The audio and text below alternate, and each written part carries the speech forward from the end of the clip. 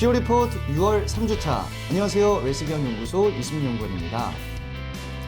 이번 주는 개인 기업을 운영하시는 사장님들을 위해서 준비했습니다. 특히 성실신고 확인 대상 사업자분들께서는 아무래도 세무대리인에게 법인 기업으로 전환하라는 이야기를 한 번쯤은 들어보셨을 수 있는데요. 오늘은 그 이야기에 대한 해답을 드리도록 하겠습니다. 잠시 후에 시작합니다. 개인 기업을 운영하시는 사업자분들이 매출이 증가하는 게 마냥 즐겁지는 않으실 것 같습니다. 바로 세금 때문일 텐데요. 특히 최근 들어서 이익이 지속적으로 증가하고 있는 비대면 서비스 업종 기업들은 고민이 조금 더 많으실 것 같습니다. 특히 매출이나 수익의 규모가 매월 지속적으로 증가하고 있다면 장사가 잘 되어서 이제 축하드릴 일이기는 합니다만 왕관의 무게처럼 세금의 무게를 견디셔야 합니다. 이런 기업의 경우는 법인으로 전환을 생각해 보실 필요가 있는데요. 처음 사업을 시작하시면 간편장부 대상자부터 자기조정, 외부조정, 성실신고 등의 단계를 거치시게 되는데 사실 외부조정부터는 매입, 매출, 그리고 비용 관련해서 세무대리인의 도움을 받으실 수밖에 없게 되고 재무제표라는 것이 생기게 되기 때문에 이 단계를 넘어서게 되면 세금 신고의 간편함이 장점인 개인 사업자의 이점을 살릴 수가 없게 되고 오히려 더 타이트한 규제를 받게 됩니다. 즉 규제는 규제대로 받고 세금은 세금대로 내는 최악의 상태가 될 수가 있겠는데요. 바로 이런 상태가 되신다면 그때가 바로 법인 기업으로 전환을 해야 되는 시점이라고 생각을 하시면 될 것 같습니다. 법인 기업의 장점은 소득을 분산할 수 있다는 점입니다. 개인 기업의 경우에는 한 해에 발생한 수입에서 경비를 제외한 나머지 금액 전부에 대해서 소득세를 납부해야 하는데요. 법인은 법인에서 돈을 꺼낸 만큼만 소득세를 납입하게 되니까 전략적으로 세금을 조절할 수가 있습니다. 그리고 일을 하지 않는 우리 자녀에게 주식을 증여해 준다면 우리 기업 이익의 일부를 자녀에게 배분하는 일종의 증여 같은 효과를 누릴 수가 있기 때문에 고려해 볼 만한 것 같습니다. 종합소득세를 절세하는 세 가지 방법은 소득의 분산, 소득 시기의 분산, 소득 귀속자에 대한 분산인데요. 이 모든 것은 법인 기업의 형태에서 쉽게 사용할 수 있는 절세 카드입니다. 혹시라도 다른 문제들 때문에 아직도 법인 기업으로 전환하시는 것이 조금 주저하게 되신다면 저희 웰스기업연구소에 연락을 주십시오. 그 주저하시는 부분들을 어떻게 풀어나갈지 전략을 제안해 드리도록 하겠습니다. 자, 이제 웰스기업연구소 정우일 소장님을 모실 시간입니다. 우리 기업의 주식 명의가 수인으로 분산이 되어 있어서 고민이 많으시다면 이제는 꼭 체크하셔야 합니다.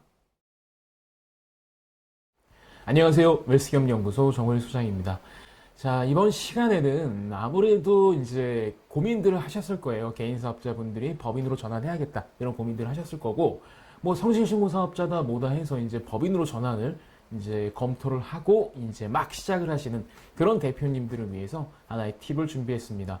자, 일단 대표님들은 개인 사업자에서 법인으로 전환하실 때 아무래도 많은 법인, 우리나라에서 많은 법인의 형태인 주식회사를 선택을 하시게 될 텐데요.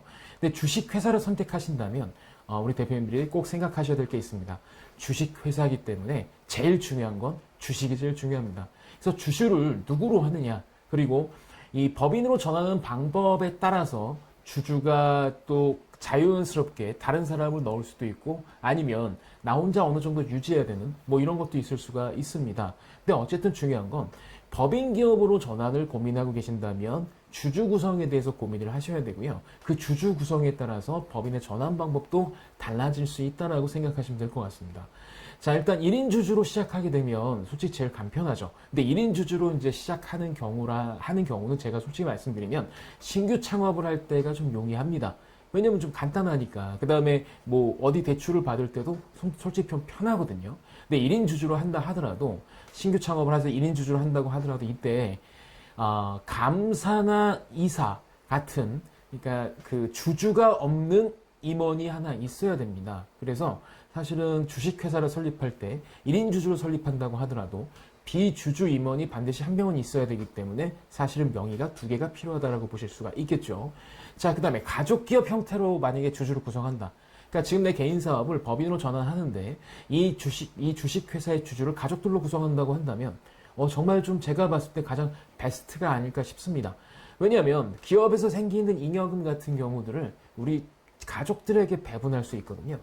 그래서 이런 관점에서 본다고 한다면 가족으로 구성하는 게 좀 아무래도 훨씬 더 유리할 수 있겠죠. 근데 타인과 같이 들어간다. 이때 만약에 타인의 명의를 빌리거나 뭐 이렇게 한다고 한다면, 근데 그 이유가 솔직히 주식회사 같은 경우, 법인 같은 경우는 50%의 한 주만 더 있으면 과점주주에 해당이 되는데, 이 과점주주가 되게 되면 페널티가 좀 있습니다. 페널티라고 하긴 좀 그렇고, 페널티라고 해야 되겠죠. 그 법인에서 만약에 세금을 못 내게 된다면 이 대주주가 세금을 대신 연대에서 내야 되는 이런 책임들이 있게 되거든요. 그래서 이런 걸 회피하기 위해서 솔직히 요즘에는 그러신 분들이 거의 없긴 하지만 아직도 남의 명의를 빌리는 경우가 있습니다. 근데 이런 경우에 잘못 명의를 빌리시게 되면 엄청난 재앙이 올 수 있다는 거 좀 말씀을 드릴게요.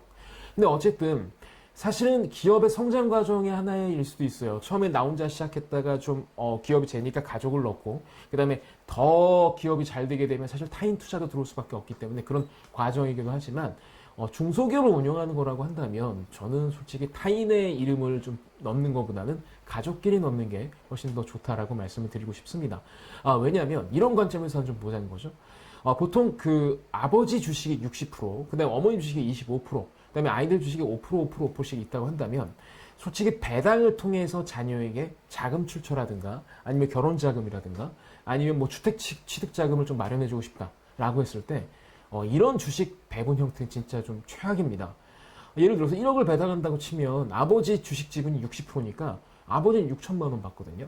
근데 자녀는 얼마 받냐? 500만 원 받게 돼요. 그럼 자녀 500의 배당 소득을 만들어주기 위해서 아버지는 6천을 받아야 되는 거고, 6천이면 지금 종합소득도 문제가 되겠지만 건강보험 부담까지 추가로도 발생할 수 있는 부분이 있기 때문에 이거는 좀 쉽지 않죠. 근데 처음부터 예를 들어서 5인 가족 기준으로 20, 20, 20, 20, 20 이렇게 딱 나눠놨다고 한다면 1억을 배당했을 때 아버지한테도 2천만 원이 가고 자녀에게도 2천만 원이 가겠죠.